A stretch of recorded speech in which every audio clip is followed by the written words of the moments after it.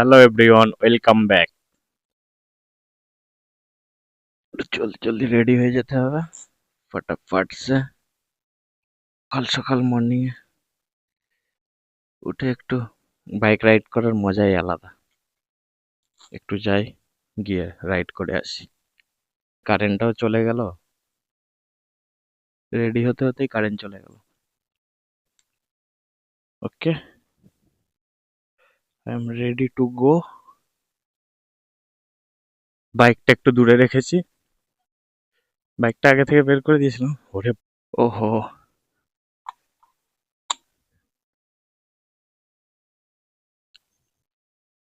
চলো।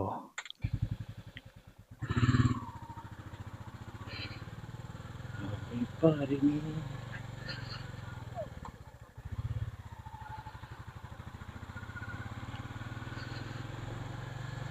এটা আমাদের প্রাইমারি স্কুল, সালুকা মক্ত আংশিক বুনিয়াদী বিদ্যালয়। এটা একটা ছোটখাটো বাজার, এখানে মাছ ফাছ বিক্রি হয়। শহরে কেউ কাউকে বলতে যাবে না, কেউ কাউকে দেখতে যাবে না, যে যার সেটা নিজেদের লাইফ নিয়ে বিজি থাকে। ভিলেজে পুরোটাই উল্টো। নদীর ধার দিয়ে ঘুরে আসি। বেশি দূর না, আমাদের এখান থেকে অল্প কিছুটা দূরেই আমাদের নদী। আমাদের তো নদীর ধারে বাড়ি, বাট ওখান থেকে তো যাওয়া যায় না, সেই কারণে একটু ঘুরে আসতে হয় এদিক থেকে। অনেকদিন নদী দেখিনি। এখান থেকে নামতে হবে, নেমে খানিকটা যেতে হবে।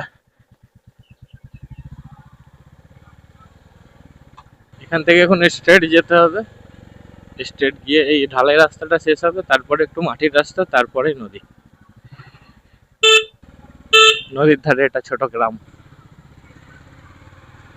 এই জায়গাটার নাম বেলকটা। আগে যখন গাড়ি ফাড়ি ছিল না, এইসব রাস্তায় হেঁটে হেঁটে আসতে হতো নদীর ওপারে যাওয়ার জন্য। হাওড়া জেলা আমাদের, এটা পূর্ব মেদিনীপুর। ফাইনালি পৌঁছে গিয়েছি নদীর তীরে।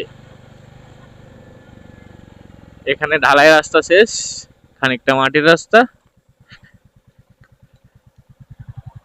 ছোটখাটো অ্যাডভেঞ্চার। ভালো লাগে মাটির রাস্তাটা।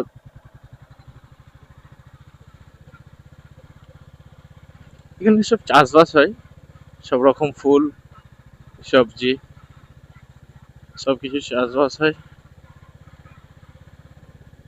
আমাদের এলাকার বেশিরভাগ চাষটা এখানেই হয়, নদীর ধারে। ফাইনালি আমি নদীর ধারে পৌঁছে গিয়েছি। নদীর ধারে পৌঁছে গিয়েছি, এবারে একটু নদীটা দেখে নিই। হাওয়া হাওয়া সেরকম চলছে না। বেশি দূর যাব না, এখান থেকে দাঁড়িয়ে নদীটা দেখে নিই। এখানটায় কি বড় ধস নিয়েছে, ল্যান্ডস্লাইড।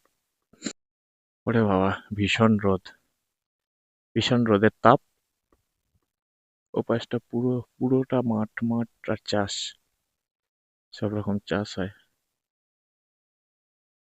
এই নদীতে আগে লঞ্চ চলতো, নৌকা তো চলতোই, বড় বড় পালতোলা বোট চলতো। অনেক গভীর ছিল, অনেক আরো বড় ছিল, আরো বেশি পানি থাকতো, তখন এসব যাতায়াত হতো। এখন ছোটখাটো ফিশিং বোট আর হচ্ছে ফেরি বোটও আছে, বেশি কিছু আর আসে না, চড়া পড়ে যায় তো।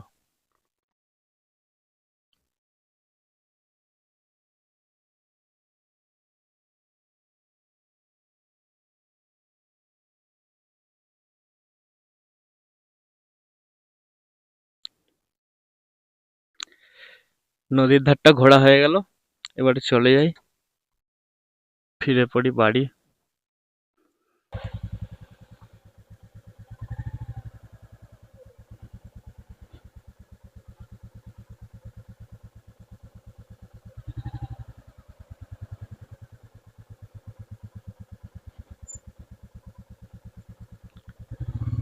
Ready to go.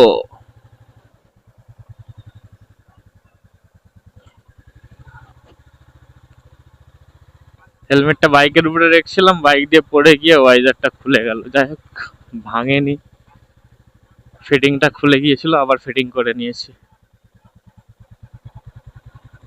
Bike, helmet এসবের চোট হলে যেন আমার খুব বড় চোট হয়ে যায় বুকে,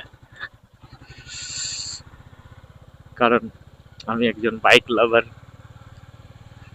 বাইক লাভারের কাছে বাইক আর হেলমেটের খুব ইম্পর্টেন্স থাকে। অবশ্যই সব থেকে first priority family, life partner, তারপরে বাইক। মর্নিং এ এখনো চা খাওয়া হয়নি, চাটা খেয়ে নিতে হবে। চাটা খেয়ে তারপরে একটু রেস্ট নিয়ে মানে বসে তারপরে বাড়ি যাব। আর কিছুক্ষণ থাকতাম, বাট রোদ এসে গেছে তো, এত রোদে ভালো লাগছে না। আমি তো অনেক মর্নিং এর অ্যালার্ম দিয়েছিলাম, কিন্তু মর্নিং এ ঘুম ছাড়েনি, সেই কারণে একটু লেট হয়ে গেছিল। গ্রীষ্মকাল এখন, একটু লেট হলোই তো রোদ রোদ বেরিয়ে একদম একাকার।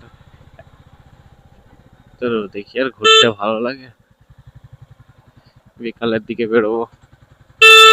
এই লাইনে ভালো চাও পাওয়া যায় না, ভালো চা খেতে গেলে কোলাহাট যেতে হবে, এখানে ভালো চা পাওয়া যায় না, কিন্তু কিছু করার নেই, খেয়ে নিতে হবে এখানে। কম হলে, দোকান ভালো না পেলে বাইকটা বাড়িতে রেখে আমাদের দোকানতলায় চা দোকানে যাব। গিয়েছিলাম, একটু রাইড করে এলাম, ছোটখাটো। কোনটা? ওটা মাইক, মাইক। সব জায়গায় এত রোদ, ভালো লাগে না, আমার ভালো লাগছে না। বাইকটা এখান থেকে দাঁড় করে স্ট্যান্ড করে।